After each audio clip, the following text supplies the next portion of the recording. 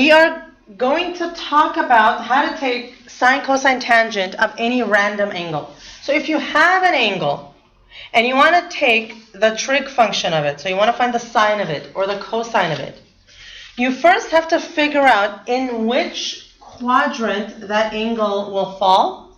That will determine whether the sine, cosine, or tangent of it is going to be positive or negative. Okay? So for example, if you have an angle that lands in this quadrant, quadrant 1, so for example, if your angle is 50 degrees and it lands in this quadrant, no matter what trig function of it you take, the sine, the cosine, the tangent, they're all going to be positive.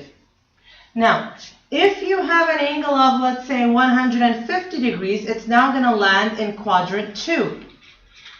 If you have an angle of 200 degrees, it's going to land in quadrant 3. If you have an angle of, let's say, 320 degrees, it's going to land in quadrant 4. So the quadrant in which it falls will determine whether it's positive or negative. All the angles in this quadrant, okay, will have a positive sign. So if you take the sine of an angle that falls in that quadrant, so if you take sine of 50, the answer will be positive. If you take cosine of 50, the answer will be positive. If you take tangent of 50, the answer will be positive. Okay? So let's focus on just sine of x. If your angle is here, sine of x will be positive. If your angle is here, sine of x will be positive again. If your angle is here, sine of x will be negative. If your angle is here, sine of x will be negative. Cosine of x will be positive here and positive here. So it'll be negative in these two quadrants. Each of the functions will be positive in two quadrants and negative in two quadrants. Here it'll be negative. Now, tangent of x is going to be positive here, and it's going to be positive here. Is sine of x positive in the first quadrant? Sine of x is positive in the first quadrant. So tangent of x is negative here and here. All right? Now, it can get somewhat confusing. That's why there is this mnemonic here. It says all students take calculus. So if you go in counterclockwise order, all students take calculus. What does that mean? In this quadrant, all are positive. In this quadrant, the s, the sign is positive. The rest are negative. In this quadrant, the tangent is positive, the rest are negative. Cosine is positive, the rest is negative. Okay? Beautiful. I like that. The ones that correspond to these are also the same. So for example, sine corresponds to cosecant. It'll be positive here and also here. Secant corresponds to cosine. It'll be positive wherever the cosine is positive. Tangent has cotangent. It will be positive where cotangent is positive. Okay, where tangent is positive. All right. Right, of any angle. So if you're taking, for example, the cosine of 200 degrees. 200 degrees is here. All right, cosine here is negative, so your answer will be negative. Cosine of 200 will be negative.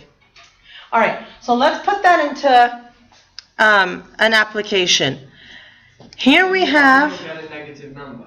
all right, so we have to find the sine of 135 degrees. You first have to draw the angle, 135 degrees, in order to figure out what quadrant it'll be in. So here we're going to sketch it.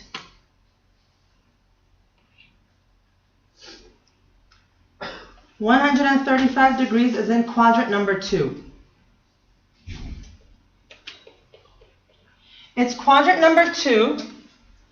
Here, in quadrant number 2, it's all students, right? The sign is positive in quadrant number 2.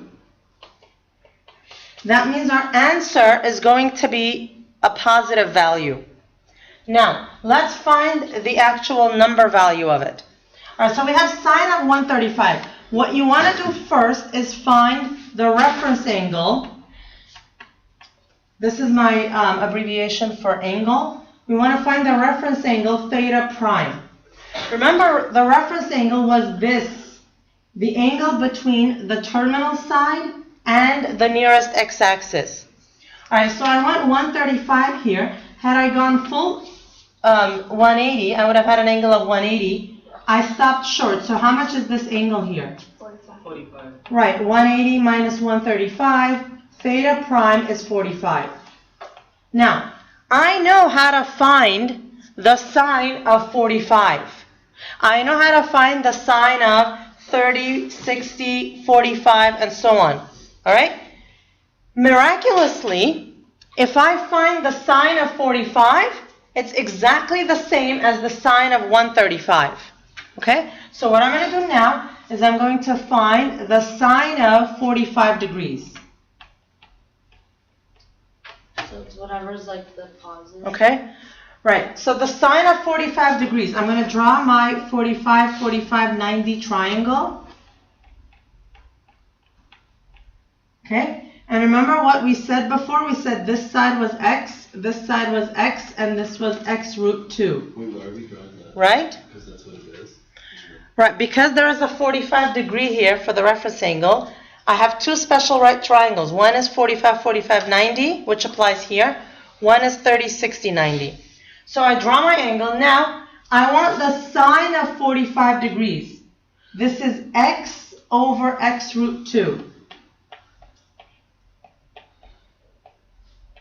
This is 1 over root 2.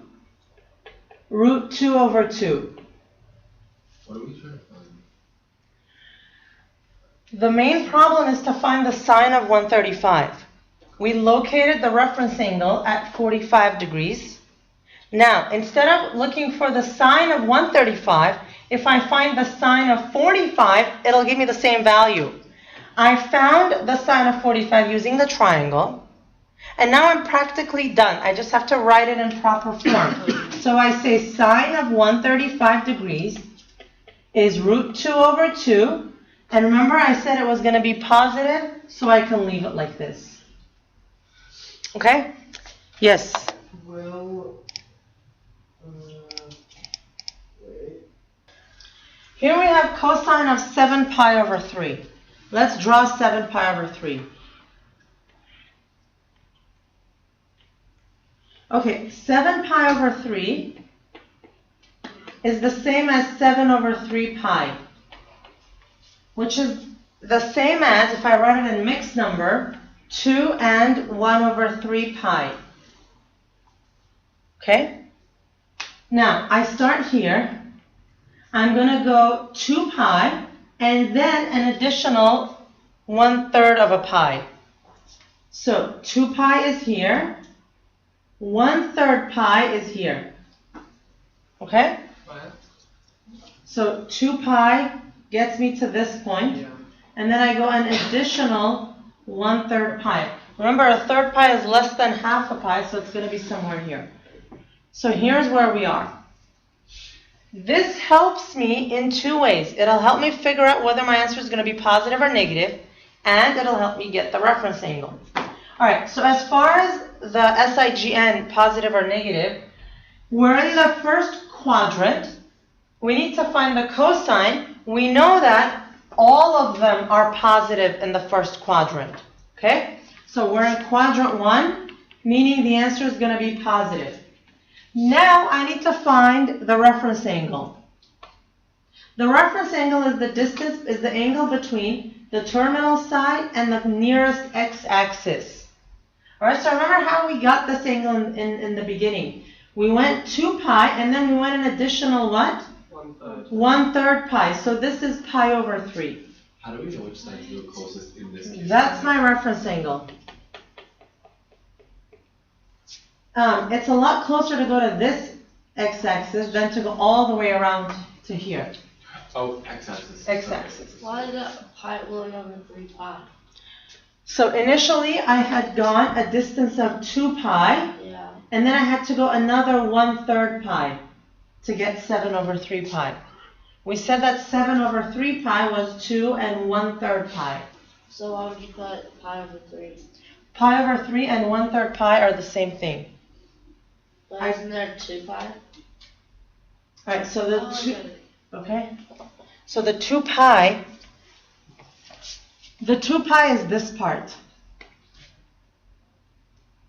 The 2 pi is that part. Okay? The balance here is 1/3 pi. Okay, so now I want to find the cosine of pi over 3. I'm going to use my triangles again. Pi over 3 corresponds to how many degrees? 60. 60 degrees. So I'm going to draw my 30, 60, 90 triangle. How do you know it's 60? Pi is 180. Pi over 3 is 180 over 360.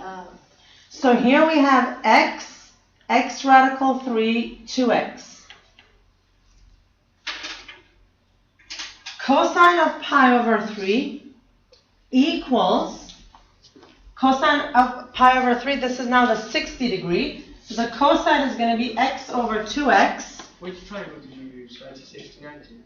This one here. Is that 30, 60? 30, 60, 90. So the cosine is x over 2x, which is 1/2. Why, how do you know that? Oh, it's pi over 3 equals 30 degrees. 60 degrees. Pi over 3 is the same as 60 degrees. The cosine is the adjacent over the hypotenuse. X over 2x, 1 over 2. So that's cosine of 7 pi over 3. This is now the same exact thing as cosine of 7 pi over 3. It's 1/2. We know that the SIGN sign was going to be positive, so we're done. We're going to do a couple more. How did you get 7 pi over 3? That's the initial problem, 7 pi over 3. Let's do one more. Tangent of 5 pi over 6. Let's first draw the angle, 5 pi over 6. 5 pi over 6 is the same as 5 over 6 pi. All right, if it was 6 over 6 pi, it'll be a full pi, right? So 5/6 of a pi is almost there. Okay, that's 5/6 of a pi. Now, I need to find the reference angle, which is this. So isn't that 1/6? If this black was 5/6, to make it a full pi, I need an additional 1 over 6 pi. So my reference angle theta prime is pi over 6. Just 30. Which corresponds to 30 degrees. It's kind of easier if you're doing it in radians than if you're doing it in degrees. Right, so in order to, I use the triangle, that's why I mentally convert to degrees for a second. Now, here is the triangle again. So this is 30 degrees, 60, and 90. It's sort of laborious to keep writing x, x, root 3, and 2x. Instead, I do 1 root 3, and 2 times 1. It's a lot easier because then I bypass the whole x thing, which cancels anyway. Now, I need to find the tangent of pi over 6 because that's the same as the tangent of 5 pi over 6. Now, tangent of pi over 6 corresponding to 30 degrees is going to be opposite over adjacent 1 over root 3, which is root 3 over 3. Now, as far as whether it's positive or negative, this is the second quadrant. All students take calculus. So this is the students' quadrant, meaning the sign is positive. So the tangent is negative. Where do we write that? Just there? We're going to use it here. So now tangent of 5 pi over 6 is negative root 3 over